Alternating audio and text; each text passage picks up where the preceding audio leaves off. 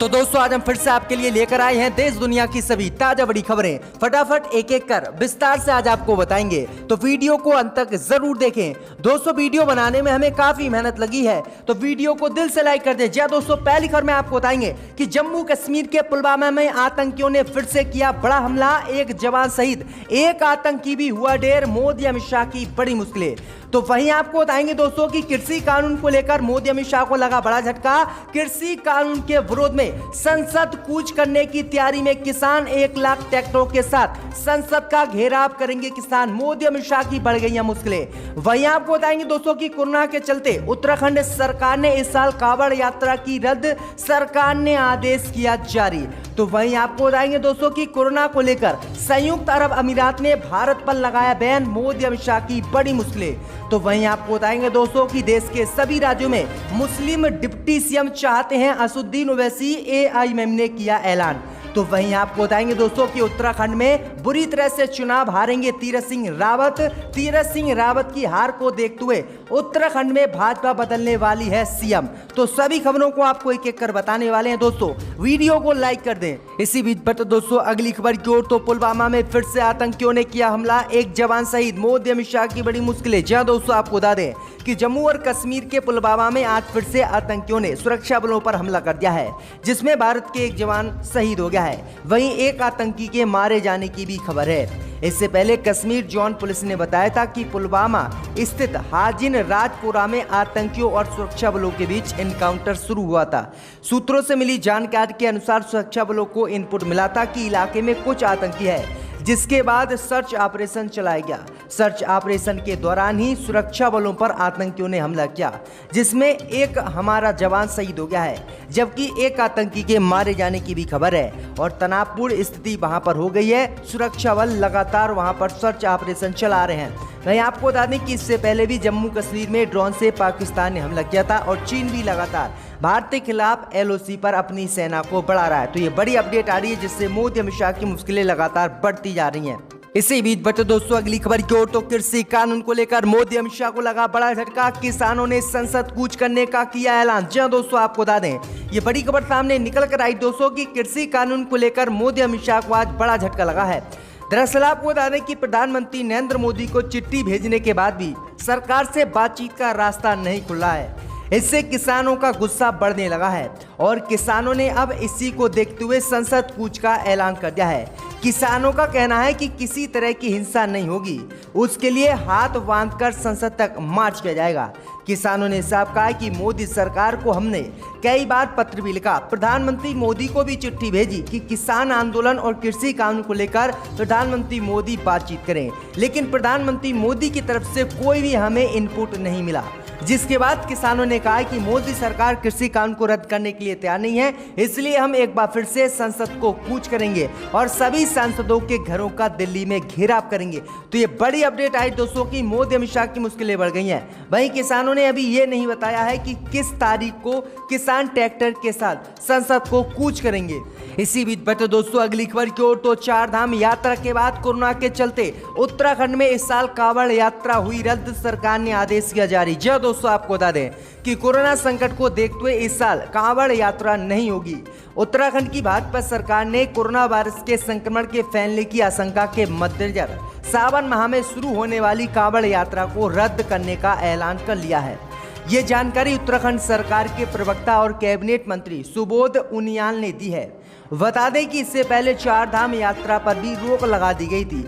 हालांकि उत्तराखंड में एक पुलिस अधिकारी ने कहा है कि सरकार का लिखित आदेश पुलिस विभाग के पास नहीं आया है, हम कांवड़ यात्रा नहीं करने देंगे। इसी संभावना को देखते हुए तैयारी भी सरकार ने कर ली है। दरअसल आपको बता दें कि पिछली बार भी कांवड़ यात्रा को रद्द कर दिया गया था, लेकिन चोरी छिपे काफी लोग कांवड़ उत्तराखंड से लेकर आए थे। लेकिन अब सरकार ने कहा है कि बॉर्डरों को सील कर दिया जाएगा और पुलिस को तैनात कर दिया जाएगा। अगर कोई व्यक्ति कांवड़ यात्रा लेते या फिर ले जाते हुए चोरी से पकड़ा गया तो उस पर फाइन डाला जाएगा और उसे जेल में भी डाला जाएगा और कोरोना नियमों का उल्लंघन करने के आरोप में उस पर कार्रवाई की जाएगी। तो ये बड़ी अपडेट आई दोस्तों। इसी बीच में तो दोस्तों अगली खबर की ओर, तो कोरोना को लेकर यूएई ने भारत पर लगाया प्रतिबंध, मोदी अमित शाह को दिया बड़ा झटका। जी हां दोस्तों, आपको बता दें कि दुनिया भर के कई देशों में कोरोना वायरस के नए मामले फिर तेजी से बढ़ रहे हैं। ऐसे में कई देशों ने कोरोना प्रतिबंधों को फिर से लागू करना शुरू कर दिया है। मीडिया रिपोर्ट के मुताबिक संयुक्त अरब अमीरात ने अपने नागरिकों के लिए 21 जुलाई तक भारत, पाकिस्तान समेत कई देशों में यात्रा करने पर बैन लगा दिया है। रिपोर्ट के मुताबिक यूएई सरकार ने गुरुवार को भारत, बांग्लादेश, नेपाल, श्रीलंका, वियतनाम, नामीबिया, दक्षिण अफ्रीका और नाइजीरिया में अपने नागरिकों के यात्रा प्रतिबंध की घोषणा कर दी है। दरअसल आपको बता दें कि यूएई ने कहा है कि भारत सहित पाकिस्तान में कोरोना वायरस के नए वेरिएंट मिल रहे हैं। अगर यहाँ पर हमारे देश के लोगों ने यात्रा की तो ये कोरोना वायरस लौटकर यूएई में फैला सकते हैं, जिससे स्थिति खराब हो सकती है।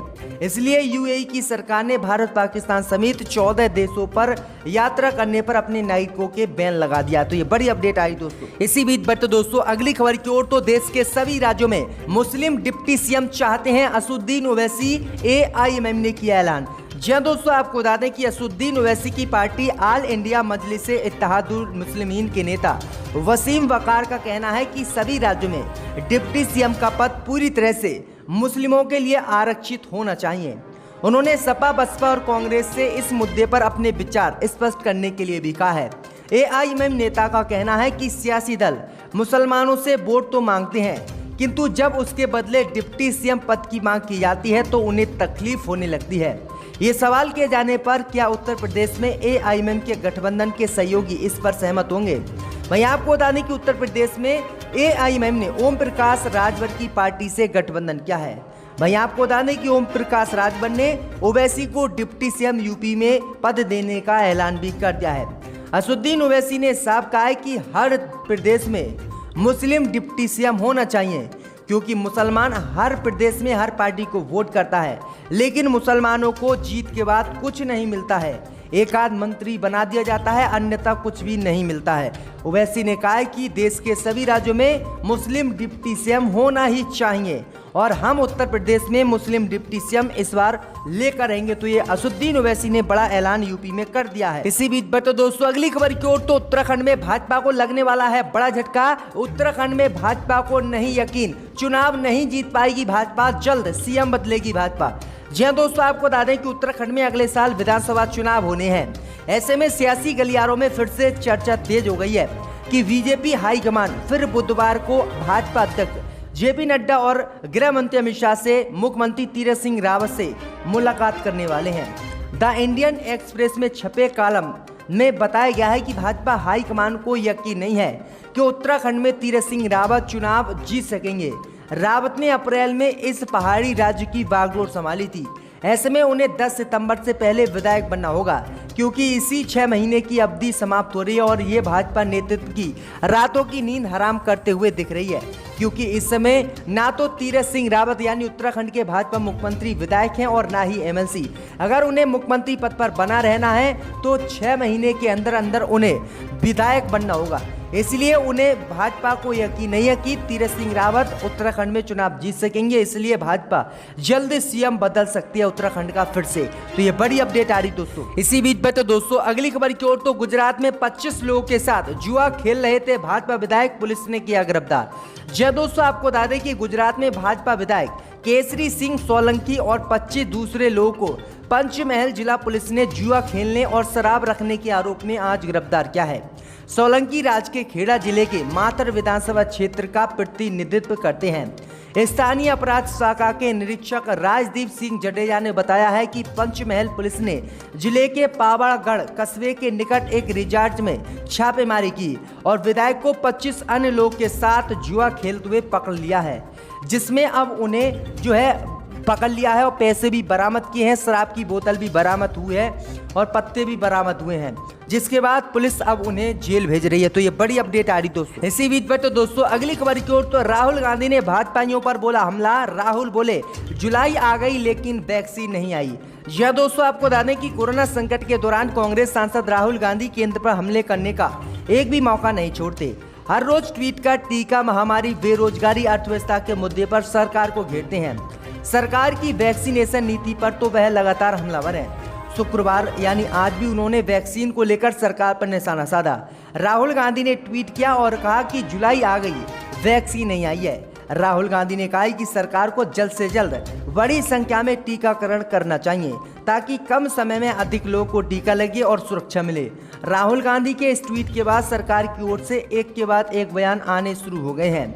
वहीं आपको बता दें कि भाजपा नेता ओछी राजनीति का राहुल गांधी पर आरोप लगा रहे हैं, क्योंकि आपको बता दें कि भाजपा ने ऐलान किया था, प्रधानमंत्री मोदी ने भी कहा था कि जुलाई तक देश में सभी को टीका लग जाएगा और कोरोना वैक्सीन आ जाएगी। लेकिन जुलाई आ गई, कोरोना वैक्सीन के टीके नहीं आए हैं, क्योंकि कई राज्यों में कोरोना वैक्सीन की किल्लत के चलते वैक्सीनेशन अभियान ठप पड़ा हुआ है और लोगों को टीके नहीं लग रहे हैं। इसी बीच बट दोस्तों अगली खबर की ओर, तो महबूबा मुफ्ती के खिलाफ कोर्ट में याचिका, देशद्रोह का लगाया है आरोप। जी दोस्तों, आपको बता दें कि जम्मू कश्मीर की पूर्व मुख्यमंत्री महबूबा मुफ्ती के खिलाफ कोर्ट में एक याचिका दाखिल की गई है। बिहार के मुजफ्फरपुर की एक कोर्ट में याचिका दायर कर पीडीपी प्रमुख महबूबा मुफ्ती के खिलाफ मामला दर्ज करने की मांग की गई है।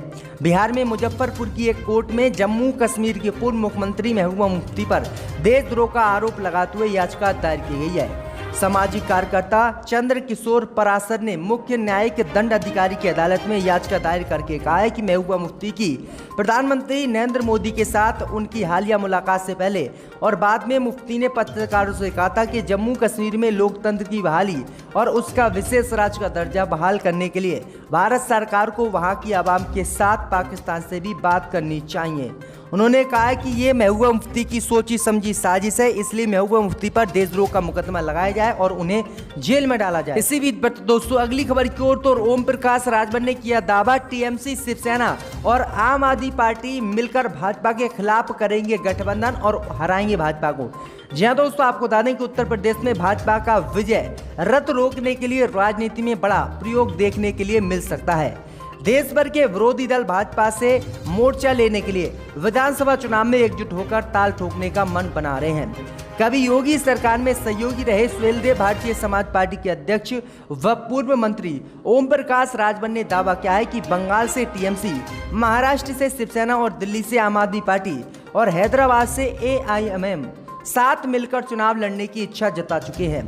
पार्टी पूर्वांचल की कुछ सीटों पर राजभर के वोटों के प्रभाव के कारण ही इन सभी के साथ गठबंधन करके भाजपा को उत्तर प्रदेश में चुनाव जीतने से रोकने वाली है, जिसके बाद योगी आदित्यनाथ सहित भाजपा की मुश्किलें बढ़ गई हैं। गवर्नमेंट के रेजोल्यूशन पर सस्पेंड किया गया है, इनकी